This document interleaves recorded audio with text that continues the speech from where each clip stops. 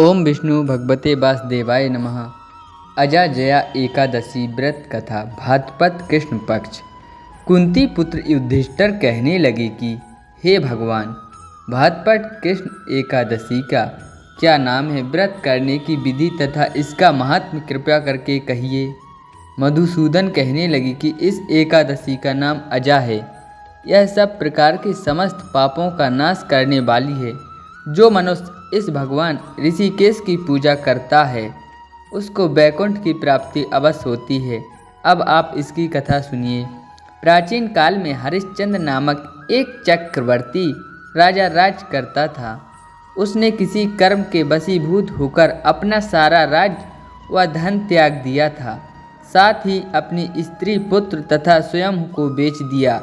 वह राजा चंडाल का दास बनकर सत्य को धारण करता हुआ मृतकों का वस्त्र ग्रहण करता रहा, मगर किसी प्रकार से सत्य से विचलित नहीं हुआ।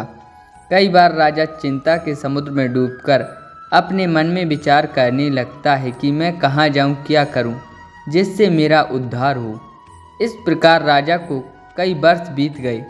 एक दिन राजा इसी चिंता में बैठा हुआ था कि गौतम ऋषि आ गए। राजा ने उन्हें देखकर प्रणाम किया और अपनी सारी दुख भरी कहानी कह सुनाई। यह बात सुनकर गौतम ऋषि कहने लगे कि राजन, तुम्हारे भाग से आज से 7 दिन बाद भाद्रपद कृष्ण पक्ष की अजा नाम की एकादशी आएगी। तुम विधि पूर्वक उसका व्रत करो। गौतम ऋषि ने कहा कि इस व्रत में पुण्य प्रभाव से तुम्हारे समस्त पाप नष्ट हो जाएंगे। इस प्रकार राजा से कहकर गौतम ऋषि उसी समय अंतर ध्यान हो गए।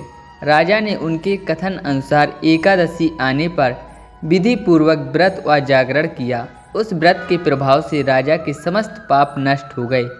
स्वर्ग से बाजे बजने लगे और पुष्पों की वर्षा होने लगी। उसने अपने मृतक पुत्र को जीवित और अपनी स्त्री को वस्त्र तथा आभूषणों से युक्त देखा। व्रत के प्रभाव से राजा को पुनः राज्य मिल गया। अंत में वह अपने परिवार सहित स्वर्ग को गया।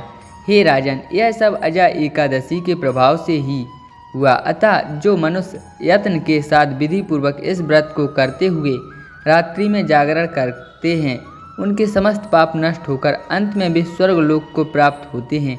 इस एकादशी की कथा के श्रवण मात्र से अश्वमेध यज्ञ का फल प्राप्त होता है। बोलिए विष्णु भगवान की जय।